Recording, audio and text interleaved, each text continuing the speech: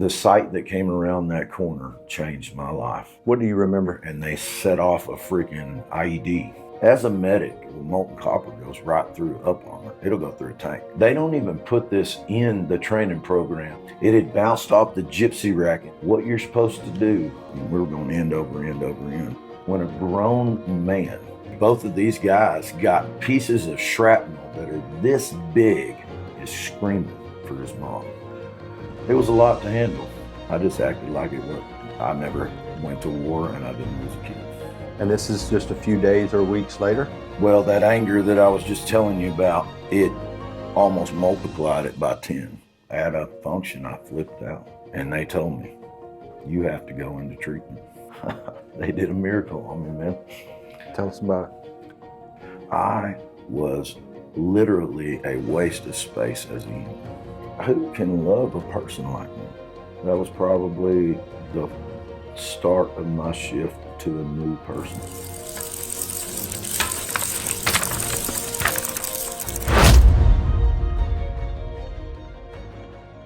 BJ Leggett, I've been waiting to talk to you. I know I say that on a lot of these shows. I want to say it's been a couple of years, maybe 3 or 4 years since we've actually really got to see each other. I think 4, right Has at it? Yes, sir. Well, it seems like anytime I say that, it's always double what I thought it was. So if I feel like it's 2, I'm sure it is 4. Yeah, it's been a minute, Yeah, for sure. Lots happened. Yeah, well, I can't wait to hear about it. I can't wait for this audience to hear about you and what an inspiration you've been in my life. I know we've got to be a pretty big part of each other's, and we've got to serve a lot of guys together. And Yes, sir. When I first decided to do this show, you were one of the first guys I put on this list. Now, there's 30 on it, but you're one of them. So welcome. Yeah, happy to be here. Honored, actually. More than anything, I have just been wanting to talk to you, period, more. But I know you've been busy. I've been busy. Lots been going on. And, man, when you called the other day, I stopped everything I was doing. I was like, oh, Kayla, I got to do this. Yeah. She said, you better take it. Wow, thank you. Yeah. I'm honored. Yes, sir. Yeah. I want to get into where you are now, but I really want to start at the front, where you come from, and walk us through that. Well, I was basically raised all over. My dad and my mom, we all lived in Texas. My earliest memories are in a city by the name of Blooming Grove, Texas. My dad was a truck driver for a place called Latco. We lived in this little place off the side of the highway there. And, my uncle lived with us and stuff. But that was one of my earliest childhood memories, And I come from a massive family. My mom is German. My grandmother didn't speak English. When my granny and my grandpa were both alive, we had about 175 members in the Gates family. Yeah. And, it's been a wild ride, actually. Well, let's talk about that, man. Give me an idea what your childhood looked like. Well, I was a happy kid, man. Really. I loved my parents. I got saved when I was 5. Okay. And at 5, I can tell you that I could feel God then, Mm-hmm. And we kind of moved all over. But, Ennis, Texas was where I was saved. And I was 5 years old. And I can remember that. As a matter of fact, I remember just feeling His presence everywhere. And anyway, as a kid, we moved a couple of times. My mom and dad ended up splitting up for a couple of years when I was about 10. And we moved down into the Tomball area. And my parents got back together 3 years later. My mom and dad decided to go back to college. They moved. We all moved up to Huntsville, Texas. Both of them enrolled at Sam Houston State to become teachers. And right right after my junior year in 1996, I I was in a car accident on May 26, 1996. I was 16 years old. I was a passenger, and my cousin, my aunt had gotten us tickets, and I was up in Waco, and we were still living in Huntsville. My mom was still going to school. She had one more semester left. And anyway, in this car accident, I was ejected. I was wearing my seatbelt, and it broke. I had knocked out the sunroof, and I was ejected roughly 100 feet. And I skidded about 25 feet on my side. I impacted the pavement with my chin, and it completely obliterated my entire jaw. This hand right here was flipped backwards over here. My shoulder was just absolutely ground down to a nub, and this whole side of my face didn't have any skin left on it. That was one of the roughest things I've had to go through, to be honest with you. I had to learn how to walk again. I didn't even remember I was in an accident. Is that right? Yes, sir. For the longest time, like a month. I thought I was in a completely different place. Like I thought I was in Huntsville, Texas, and I got into a car accident with my friend Casey Canton, and he was nowhere near there. Was there other Yes, there folks were. in the accident? There were. Okay. My cousin was driving, and my little cousin, his brother, was sitting on a toolbox in the back, and he died in it. In fact, he got crushed.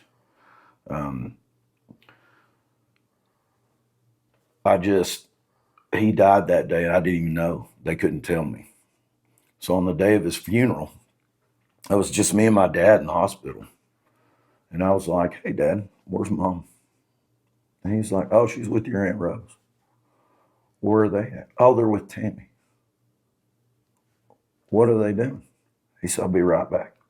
So he walked back into the room. He said, "I want you to think real hard about where you were going." I said, "I told you, Dad, I don't know." I said, "Mom." You mean during the accident? Yeah. Okay. And so I was like, like you're going to have to fill me in on what you're trying to get at. And he said, "Well, son, your cousin Johnny died."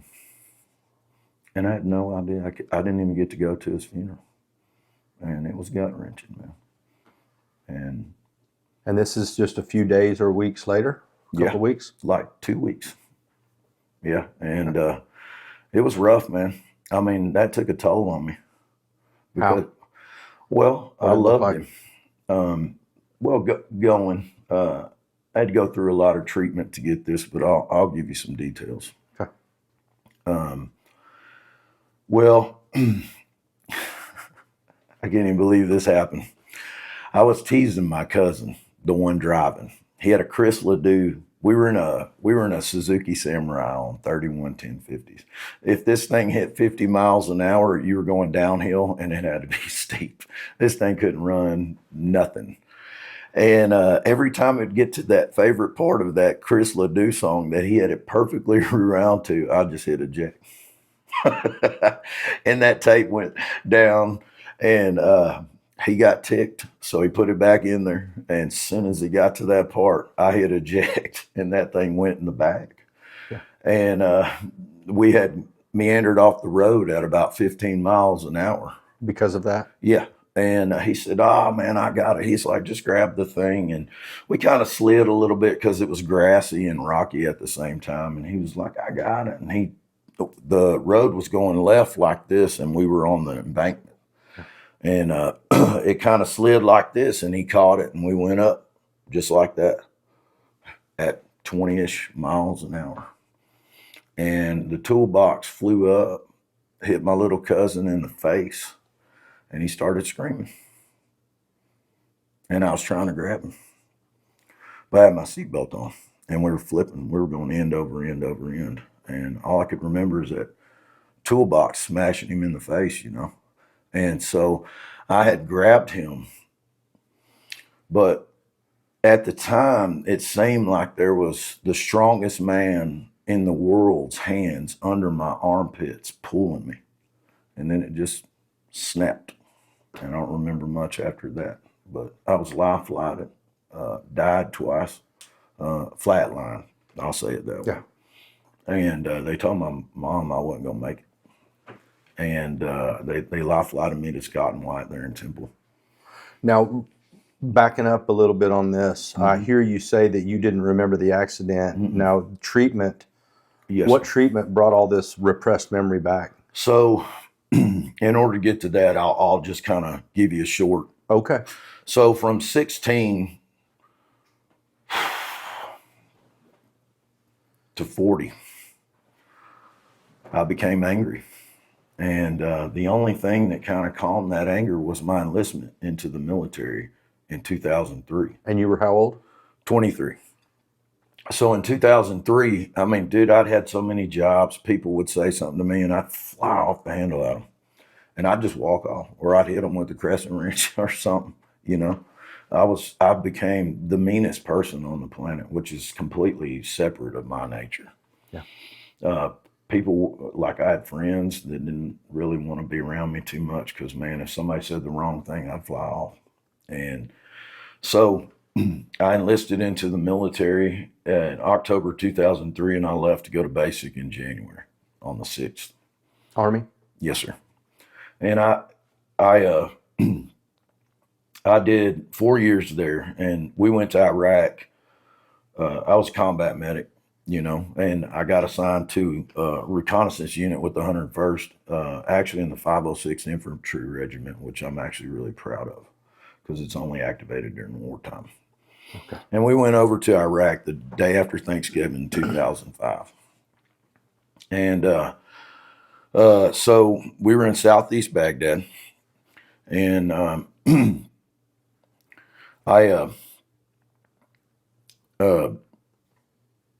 2005, we get over there, and I go home on R&R in early May, and my wife was pregnant with my youngest son at the time, and his name's Taylor.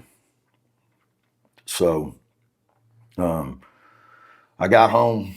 He was born on the 8th of May.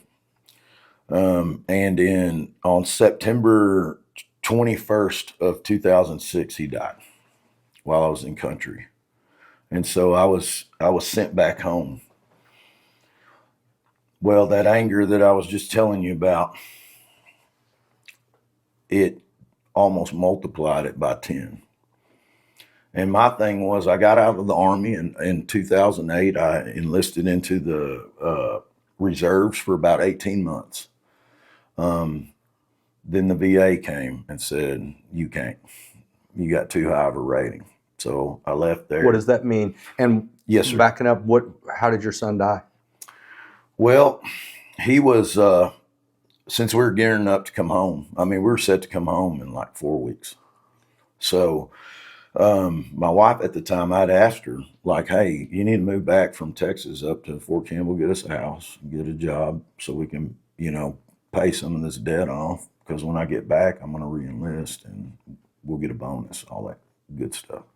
Well, he had to stay at another soldier's house with the soldier's wife that I was deployed with. And Braden, my third youngest son, and my youngest son, they were there, and he had really bad acid reflux. And the best they can do, she had him on a California king bed because he rooted because of it. And so she had this down comforter that was rolled up across the whole edge of this bed. And dude, I guess he got up under there in that thing and lost his air because, like, by the time the paramedics got there, he was gray. So, you know, my buddy, so my wife got in touch with my roommate's wife, and I was in the shower. And when I got out of the shower, he was like, hey, man, you need to call Courtney. I was like, man, I just called her before I got in the shower. And she had not answered the phone when I tried. So I immediately grabbed my rifle go out to the phone bank, try to call. So I went back to see him again, and I said, man, I tried to call her phone. He's like, why don't you try the hospital? I was like, oh, dang, okay. So I called the hospital emergency room, and a major answered the phone. I said, hey, my name is Corporal Bruce Leggett, and I have a son in that ER there. And he goes, well, I can't verify who you are. So he handed the phone to my wife, and she had to tell me. And he was how old at the time? 4 months. 4 months old. And so I was sent home from Iraq to bury him. And I left the Army 1 year after that. Went to Texas A&M after that. So we moved when I got out January 5th, 2008. We moved to... Were you experiencing combat over there when all this went down? Oh, absolutely. Yeah. Absolutely. Yes, we were in a very hot zone. Can you tell us a little about that? I can. So we were stationed in southeast Baghdad in a province called Jizr Diyala. It was a 1.5 million square kilometer AO, which is area of operation. And it's a peninsula. And it had a lot of restive towns in it, like Salman Pak, which is way far south, but the historicity of that town is amazing. Like if you keep going farther past there, you'll go down to the gates where the gates of Babylon would have been. And I think you can still see the hanging gardens and everything down there, but we didn't go that far. And yeah, dude, we were getting hit. I lost my two buddies over there within 4 months of each other. We had a guy that got hit by EFP. We had to do a memorial for him in country. And I'm going to tell you, if you've never seen one of those, you need to try to understand that in a combat theater. Define what an EFP is. So it's an explosively formed projectile. Think like the biggest Sam's Folgers coffee can that you can get. And then they take C4 with a copper rod running through the middle of that C4. And then it has these concave copper things on the side of it, like plugs, if you will. And then underneath it, what it has is another patch of C4 that gets blown split second right before that. And it pops this EFP up, and it throws that copper out there. Well, molten copper goes right through up armor. It'll go through a tank. And it went right through him. Missed the TC, Sergeant First Class Patrick Schrader, by this much. And anyway, so, that happened.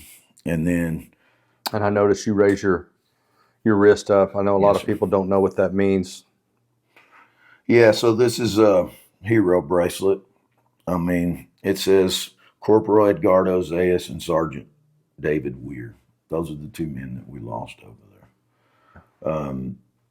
They were both super young, and they were both fathers, and they were both super happy people. And it was a lot to handle. Yeah.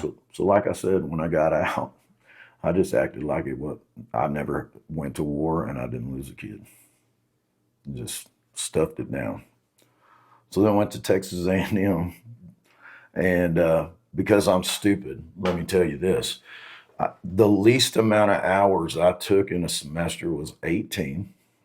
I was still in the reserves. I worked 30 hours a week at Budweiser, and I played in a band. I have no idea how that worked.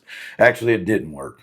All I did was drink a lot. And there was times we'd get cashed out at 3:30 in the morning, and I'd go to an 8 a.m. We'd be hauling butt, trying to get me to an 8 a.m. from San Antonio. Stuff like that. But I became super, super, super angry. Went through a horrible divorce. I got custody of my older boys and all that stuff. And I met a young lady there now that is my wife, and her name is Kayla. Mm-hmm. And so when she came in, that's when things started to even out. So, what's that mean?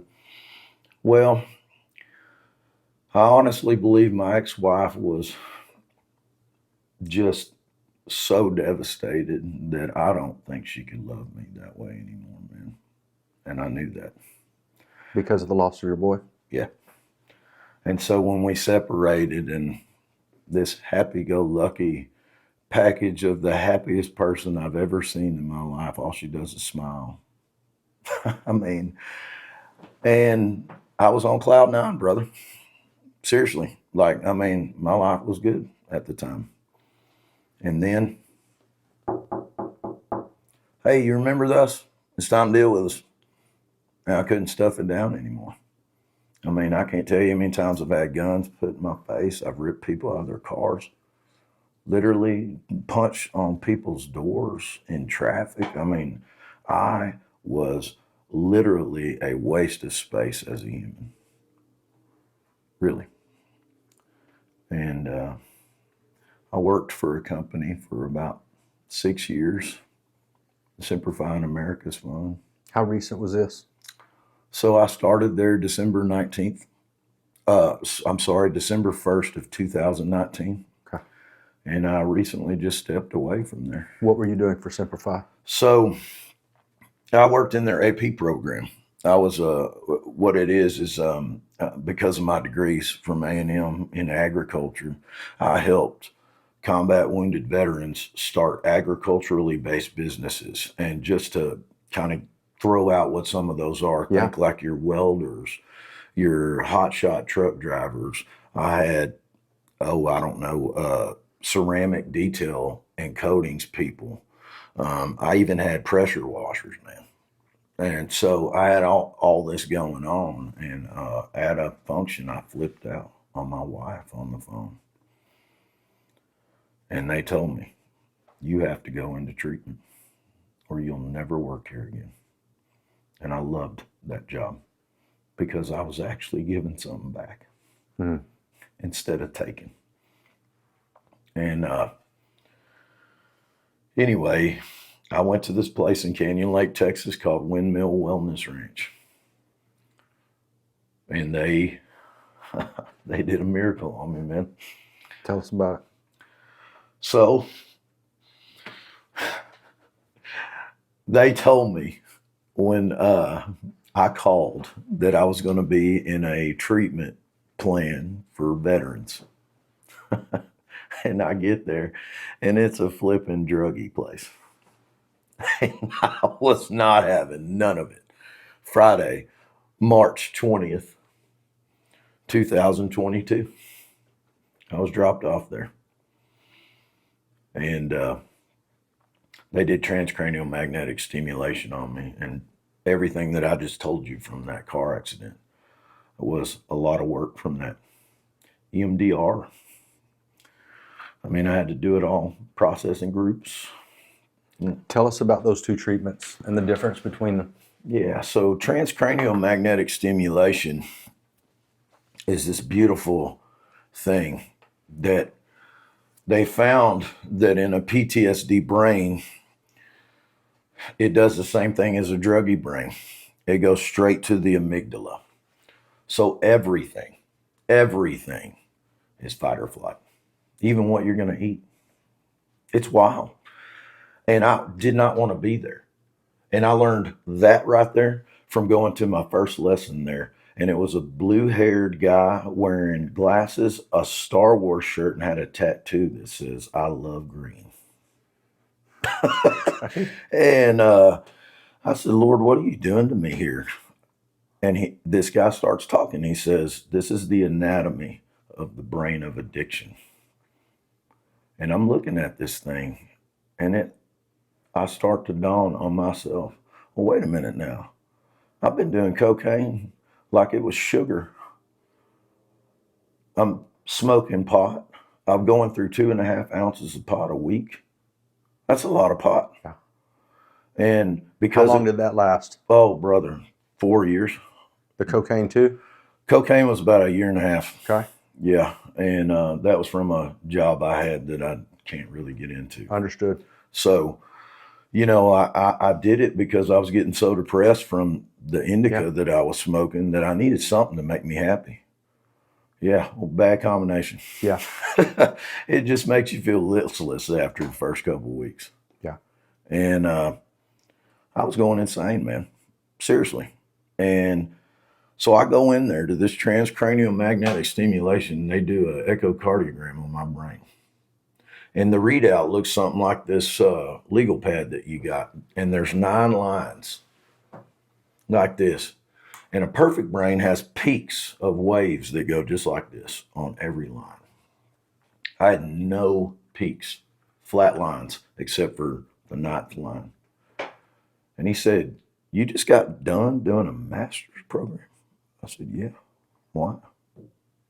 He goes, "You see that bottom line with that peak right there? You know what that's for?" I said, "No." He said, "Facial recognition. Your brain does not talk from one half to the other on anything except your memory of people's faces."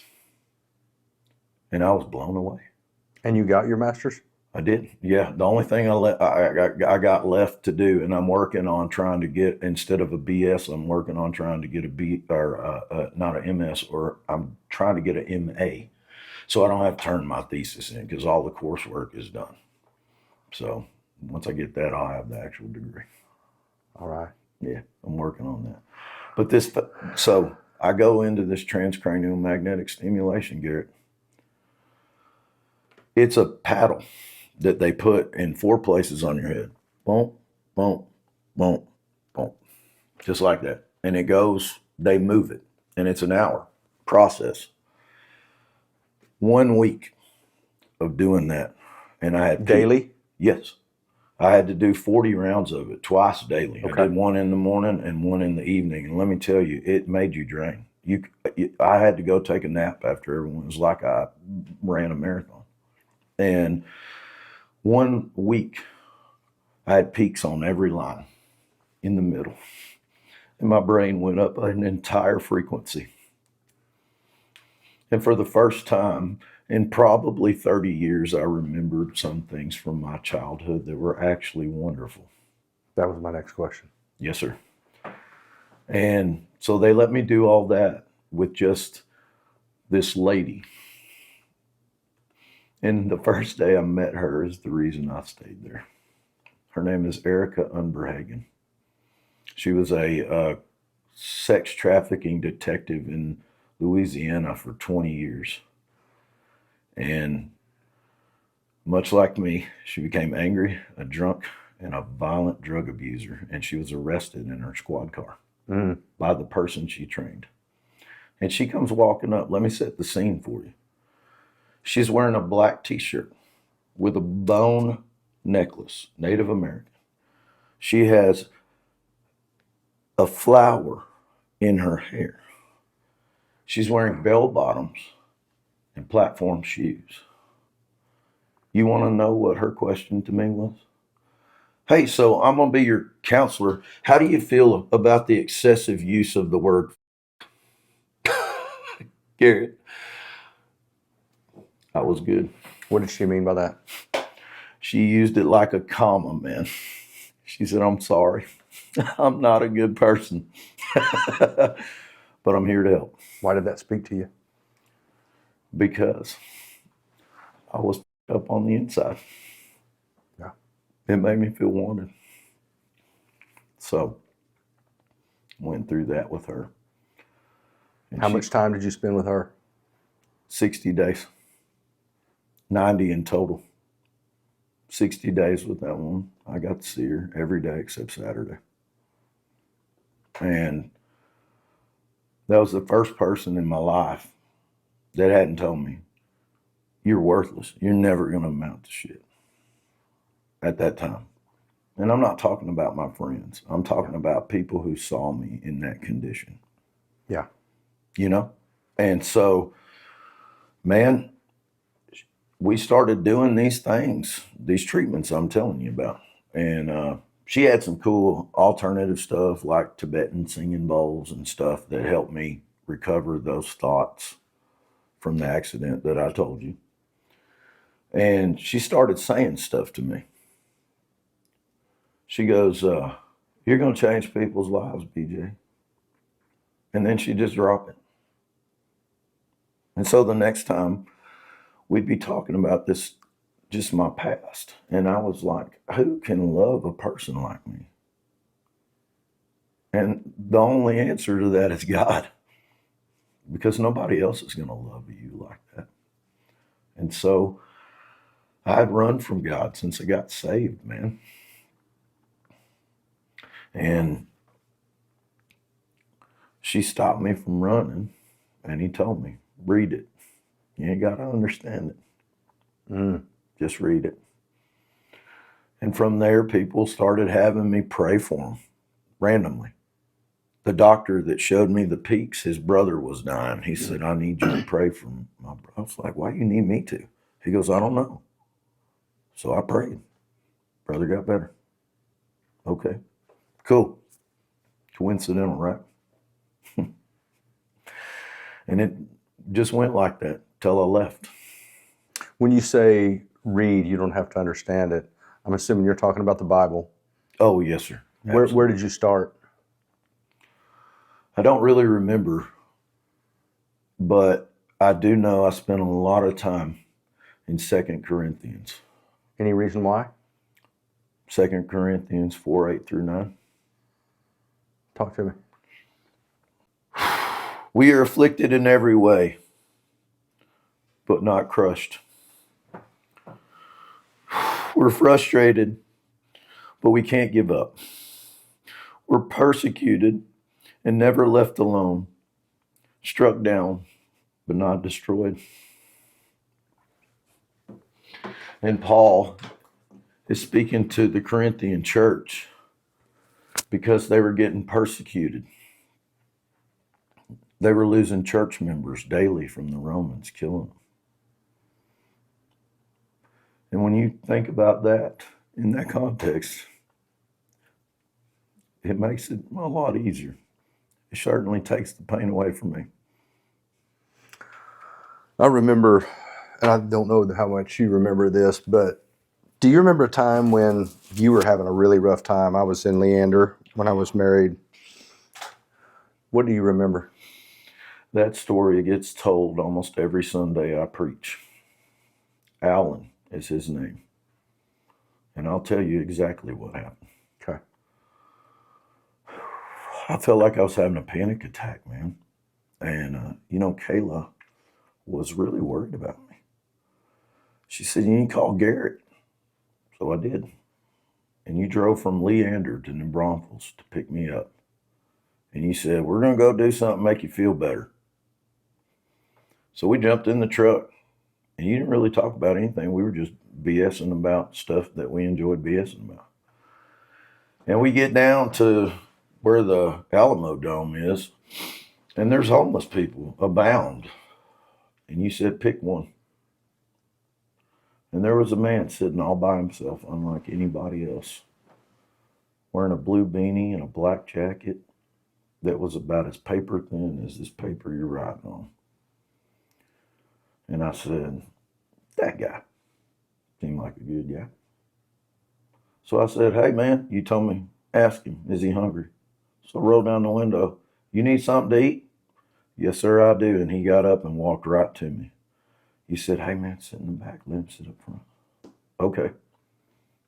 So I got out, sat in the back. He got in front seat of your truck. You looked at him and said, you need anything? He said, man, a 40 would be great. And a pack of smokes. And you said, we'll get it. He got that 40 in his hands that were shaking, took one sip, and became a human. So you said, hey, man, can we get you anything? You need socks? Do you need toothpaste? Yes. How about some deodorant? Yes. So I took him to Walmart. You said, I'm going to go park the truck. And I walked in with him wearing my Dickies jacket that I bought there. And he said, I want that. Okay. So we grab it, put it in the basket. What else? So we put a whole bunch of socks in there. He went and got all kinds of deodorant. Tried to ask me if we could buy him a phone. No, for your safety. And so we took this guy. And where you want us to take you? He said, hey man, there's a little house up here it's a rest home, you know. They just let people come in and out. Doesn't matter if they're on, off, whatever. So he said, okay. We get to the house and we stop.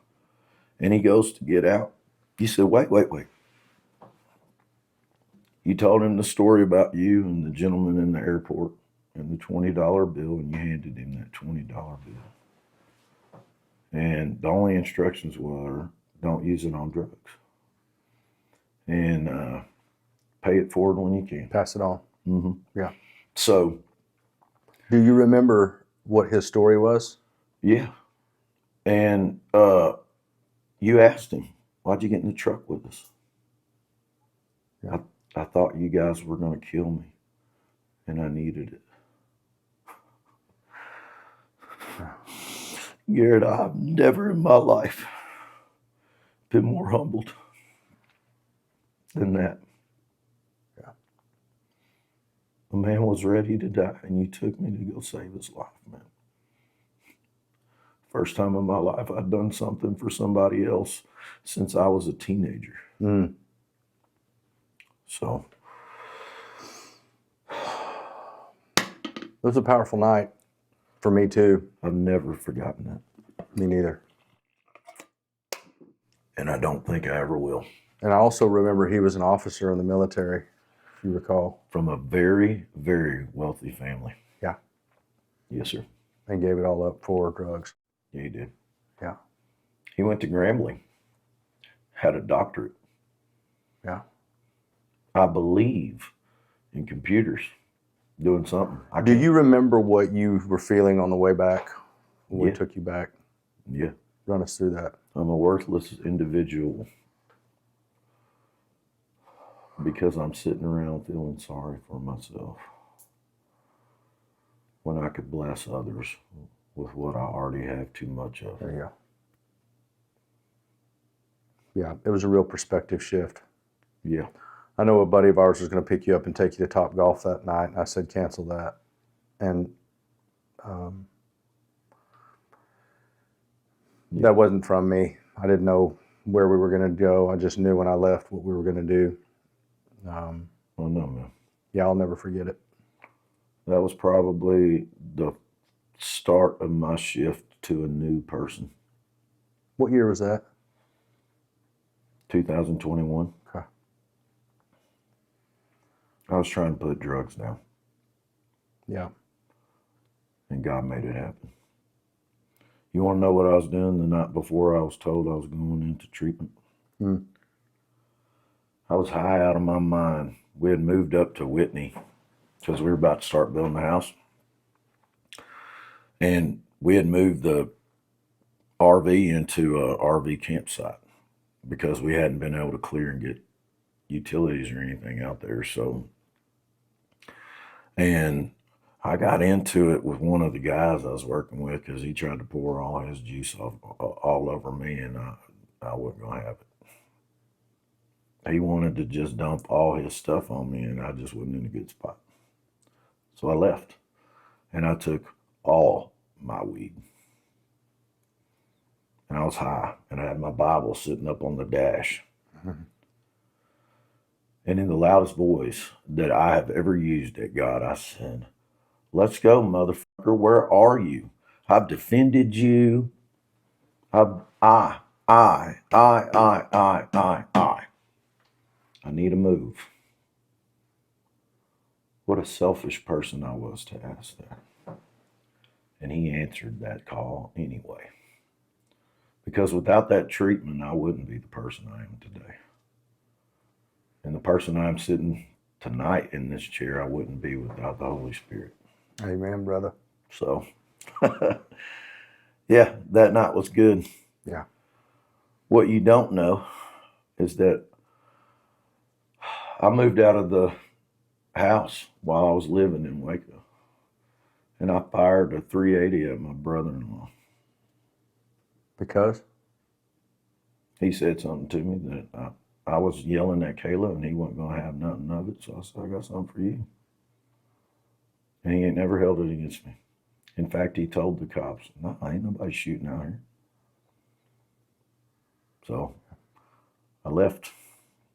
I moved up to McKinney with my friend Jimmy, who I only knew once. It's so stupid, dude. And I lived up there for 3 months. Was that healthy? No, Okay. absolutely not. No. I ruined 4 people's lives up there. And I don't want to go into detail. Understood. But I can say this. I will never be that person again. Ever. It is a worthless situation to find yourself in. What has happened since that's allowed you to believe that now? Well, when I first got out of treatment, I told you I was done with church. Yeah. Because I was like, no, I got this thing here with God now. I'm good. Well, the first day I was back, I had to go get a new phone because I broke mine while I was in there because I was pissed.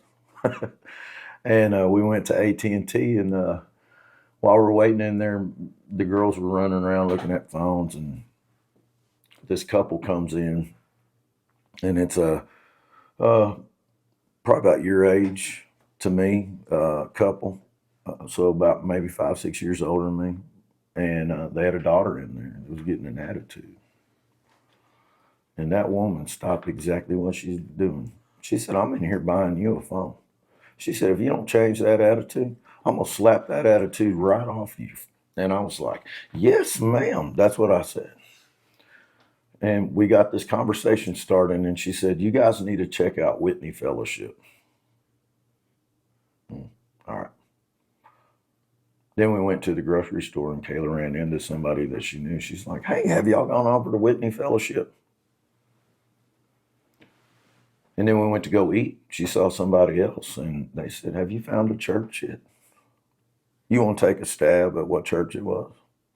Whitney Fellowship. I went in there, and my life has never been the same since. That church got a hold of me, man, and I have been on a mission trip to Cuba. I lead the men's ministry over there. I'm the coordinator for that. You know, I just stepped away from that job in February so that I can concentrate on ministry full time. And my life has completely gone in 180 degrees of where it was going before. Give me an idea what's happened in the ministry that's... Well, so I've been working with these kids. You know, youth is what I feel God is really pulling me into. And not so much as a youth pastor, but an evangelist. And these kids need somebody to talk to them like an adult, you know? They need somebody to just be like, hey, look, dude, you keep messing up with all that stuff. Yeah, whatever. That ain't going to lead you to success, you know? But it's not my place to tell you that, you know? So I tell them, you do whatever it is you want. I'm just telling you what the best thing is for your life. And that's Jesus. And Jesus can't be in the same room as sin. So, unless he's going in there to throw it out of the room. So, I moved you forward pretty quick in your 20s earlier. yeah. Tell us how you met Kayla. Man, marketing 301. I had to go to work, and it was my only class for that day. And my buddy Artie Uresti picked me up, or Martinez would pick me up in the Budweiser van right outside the business building out there. And so I was like, hey, man, I'm going to go down in the middle so nobody messes with me. And I sat on the outside. Well, there's 2 chairs right here. And in the middle of class, late, just like she always is, she comes in and she leans and puts her hands on my shoulder, and she looks me like this close to my face. And she said, are them seats taken? I said, absolutely not. And she had her sister with her 18-year-old sister. trying to get her to go. And so Kayla sat in the farthest chair from me, and her sister sat here. Well, her sister was asking me 20,000 questions. And I'm like, look, I'm married. I got kids. I'm trying to get out of this marriage. Like, I'm way older than you. I'm 30 at this time. And she was like, oh my God, you look so young. Because then I didn't have any of this gray hair. It was all black.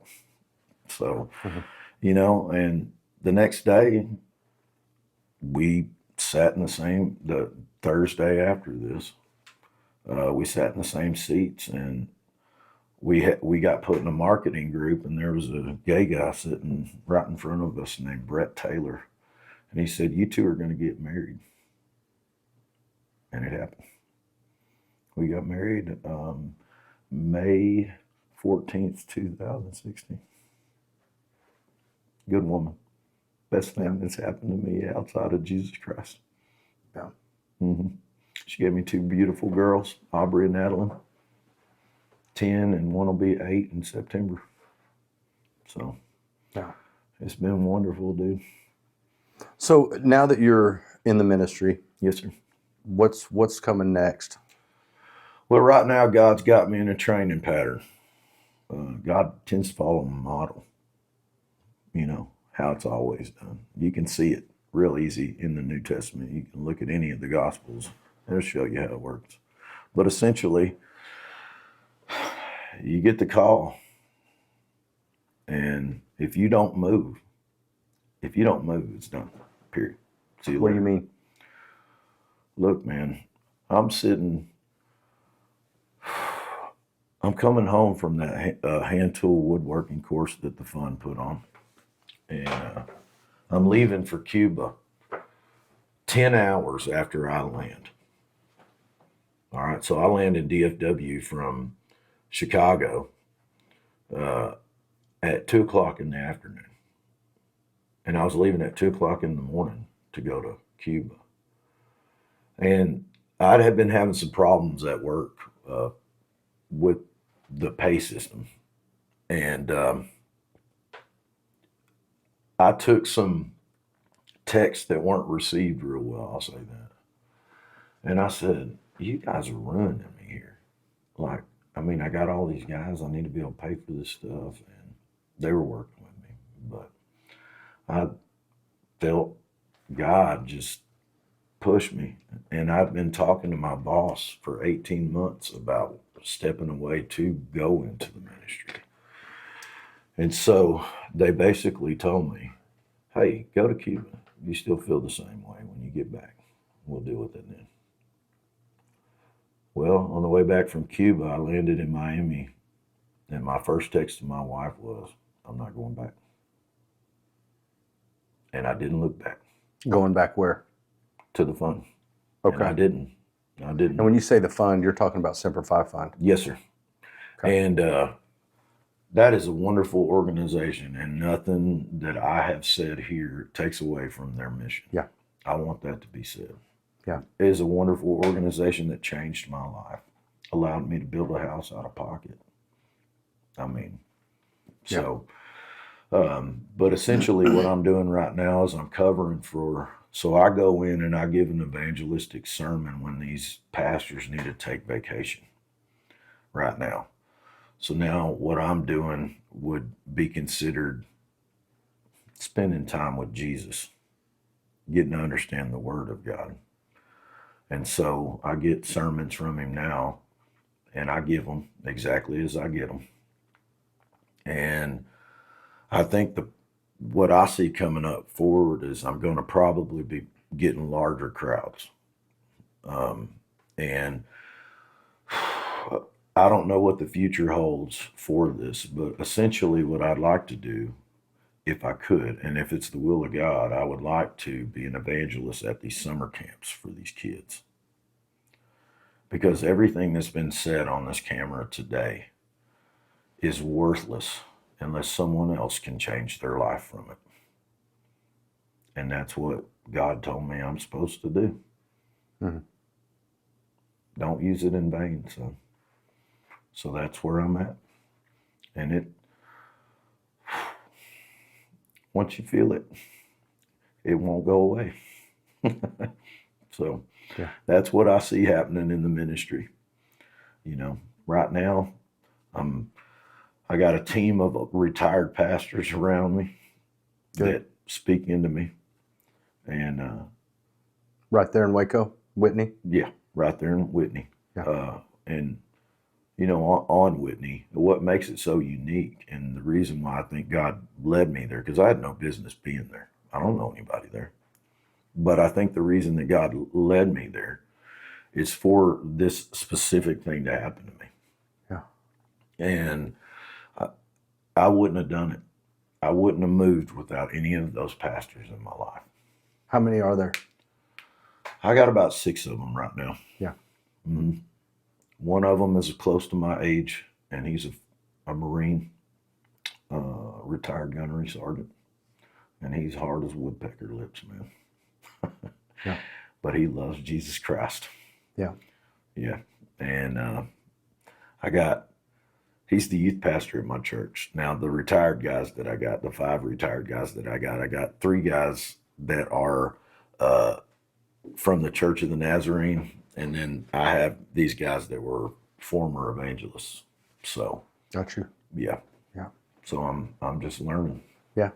Giving when I can and taking everything that's thrown at me. Yeah.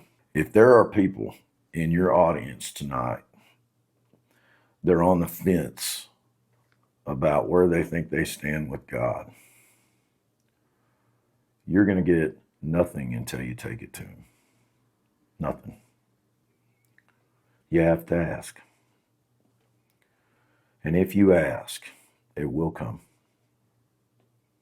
Because I can tell you, I have not had a damn thing in my life that's worth writing about until I met Him. So that's what I would say to your people. I remember you very clearly telling me at one point what you guys needed once you're transitioning out, and it was a continued mission. Yes. And that seemed to be what trips veterans up more than anything, is being a part of a group of guys that are a part of a team, and then coming out and being a part of not even being able to find team members, if you will.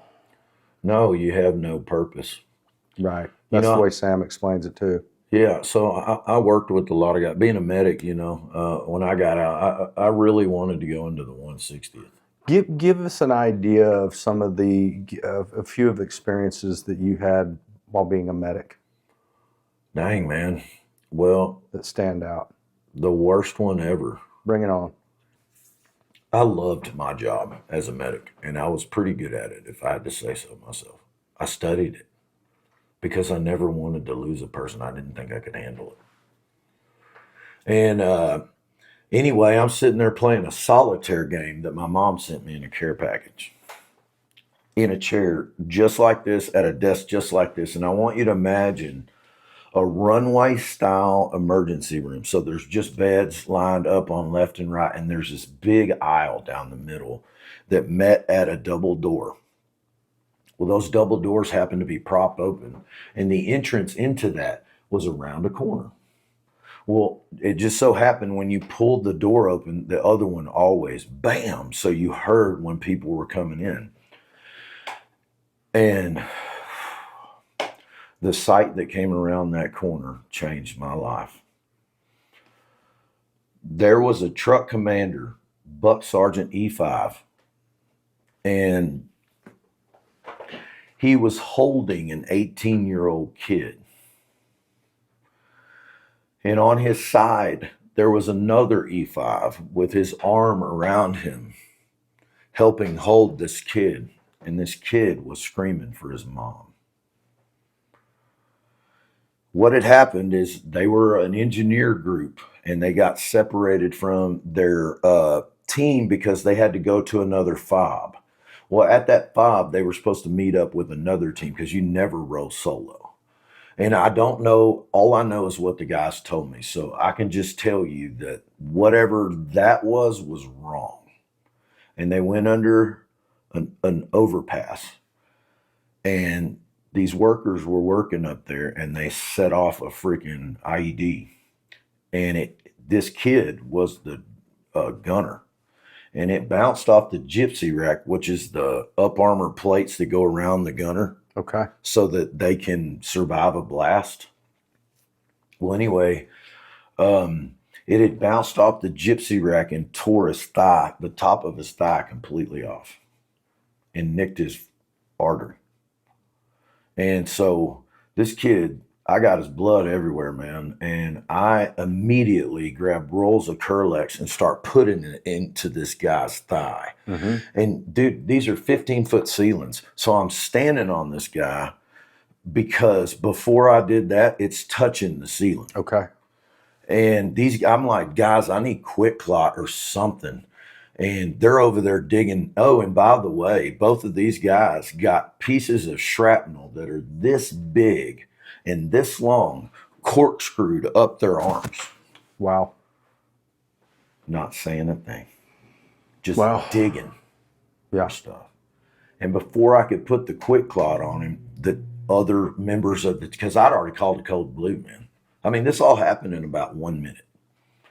And so, anyway, the other guy, I was getting him going while the other team was working on that, and I start cutting him off. And he's, like I told you, he had that shrapnel all the way up in there. And that took me back because it wasn't sticking out of his BDUs at the time, or ACUs at the time. And What do you mean it took you back? well, because it shocked me Okay. to see that under there. Gotcha. Because I just was like, dude, I'm cutting your top off, you know? Yeah. And he was like, please do. And so he laid down, stone cold calm. He laid down on that table, cut that thing up. And at first I was like, oh man. And I was like, is that in your, like, I can't even believe I asked this question, but I was like, is that in your arm? Yes, sir. I just wanted to make sure I was seeing it right. So I started getting packed up. And at this time, I'm getting a little bit overwhelmed because there's 3 of them, 2 of the other team members, and me. Well, finally, my chow people come back.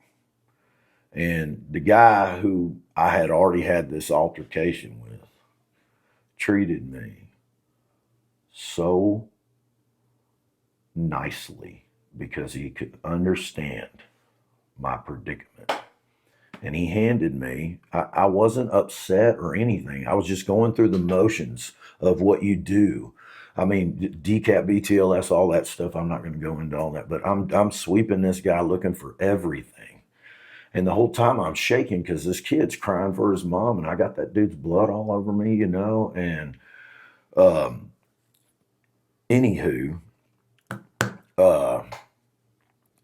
he said, hey, man, because I'm trying to wash this guy's eyes out because he's just got loose shrapnel all over him coming out of his skin, you know, just falling off of while I'm washing him.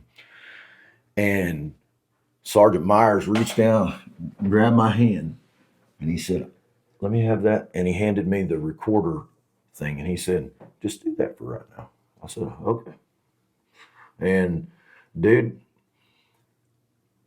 I couldn't, because of how many missions I was going on at that time, because they sent me back, because me and him got into it, they sent me back, and I ended up being on my sergeant major's TAC for most of it.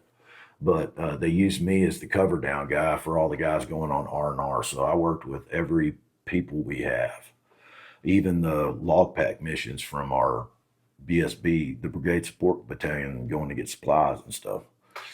And, you know, that was, and what's crazy, that wasn't even the worst blast I saw. It was just that kid. I still hear his voice, man. If I can. Is that why you said it changed your life forever? Yes.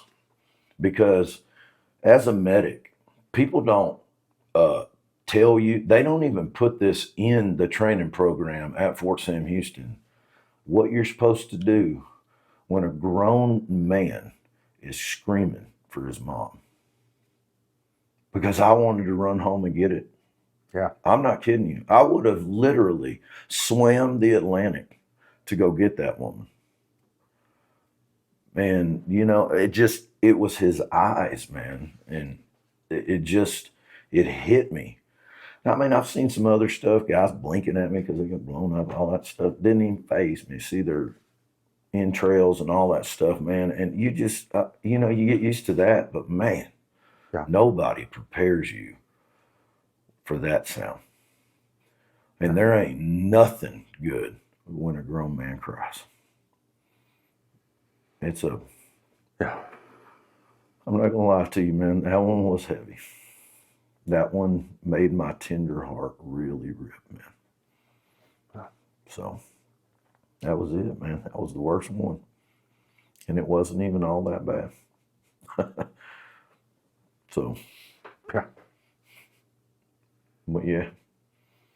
But you're grateful for the therapy that you had? Bro, to God every day for it. Good. Because they paid for it, paid me my full salary while I was there. So they fixed my car. I didn't tell you this, but both of my my front right tire on my 4Runner just came off. And we skidded at 7. I was coming from a gig in East Texas. Yeah. And the only reason why I do it is because I can bring my family out there, and they pay me $500 for 2 hours. Mm-hmm. Sign me up. And so we were coming home, and that tire started shaking. I was like, what is going on? So I got up under there, and the brake line was all crazy. So I went to the auto parts store and got me I said, any brake line, I don't care, I'll bend it. And anyway, both of them broke down. I mean, literally. And they handled it?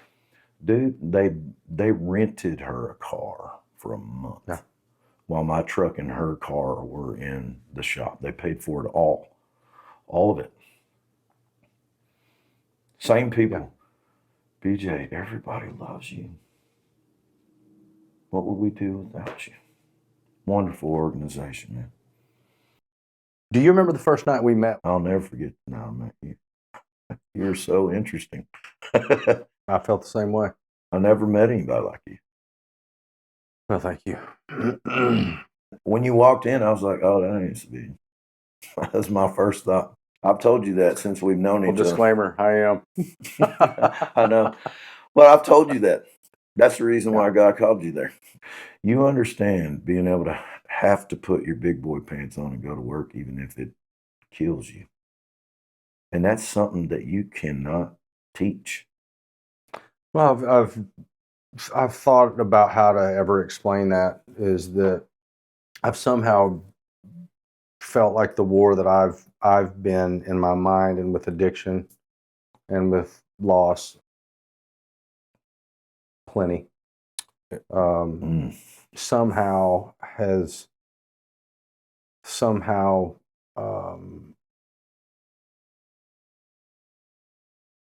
compared to the loss and the trauma that you guys have been through in an actual war.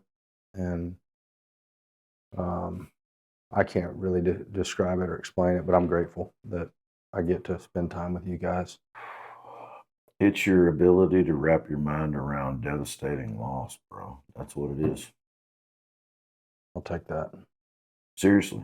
There's nobody else on the planet that's a civilian that can see that shit, man. It's dude, I went over there thinking everybody loved Jesus, man. Seriously. Yeah.